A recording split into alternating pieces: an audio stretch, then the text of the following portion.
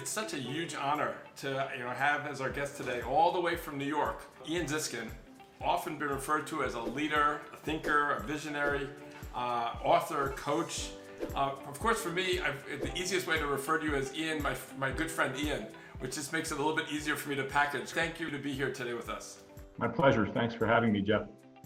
When people think about this concept of human resources, people management, talent management, human capital, they're all different ways of referring to basically the same thing.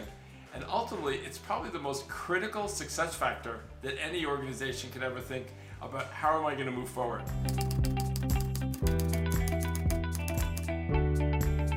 Given the givens of the current crisis, all the things that are going on right now, what are the concerns and considerations that you believe that HR leadership need to be focusing on? One of the best ways that HR leaders can add some value here is to help other leaders and the organization collectively zero in on a small handful of things that matter the most.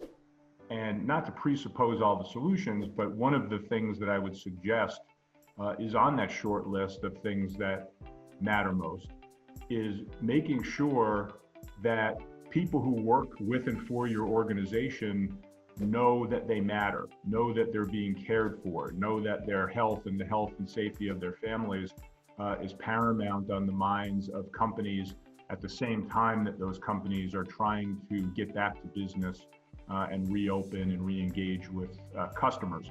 The second thing I'll mention in terms of highest priorities is to understand what it is that is needed on the part of employees to actually get their jobs done in an environment where people are being asked to work under very stressful and uncertain conditions, but also quite often remotely outside of the normal processes of how they've gotten their jobs done in the workplace. And if HR leaders can focus on those couple of things earlier and first, I think they'll get more traction in addressing the longer list of big problems and issues that most of their companies are facing.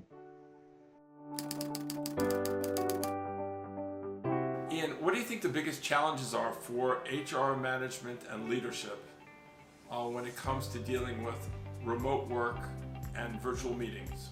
There are a lot of different dimensions to helping people develop capability and skill to manage in a remote environment.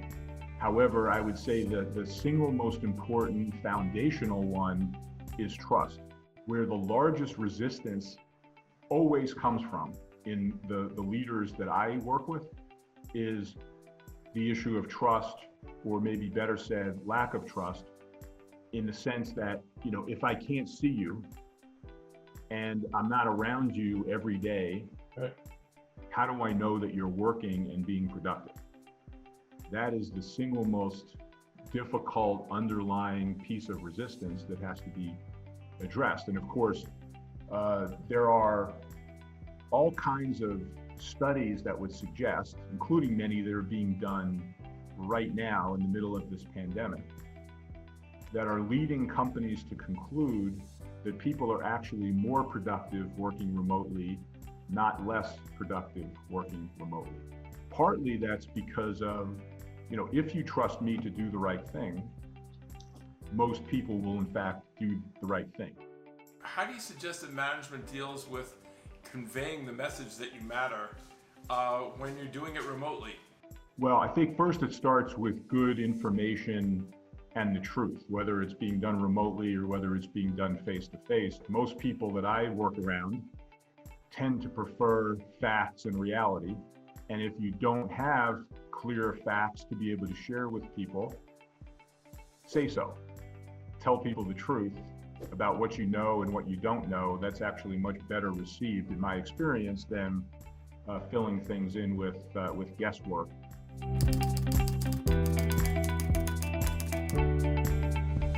To what extent do you feel that this is an issue, that people that have been trained to communicate face-to-face, are they going to automatically know how to use Zoom or WebEx or Teams and just get it right the first time? The move toward remote work and relying on these types of video technologies, it doesn't come naturally to everyone, or at least not to everyone in the same way with the same degree of comfort. So I believe there's a fairly high degree of upskilling or reskilling, if you want to think of it that way, in terms of how to participate in work that's being done remotely with a virtual team where people are not all physically together.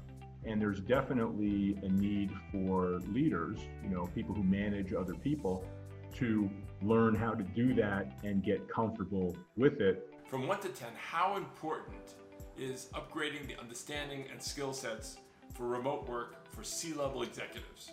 C-level executive, 9.5, because they can't delegate it to somebody else. You can't delegate trust to somebody else.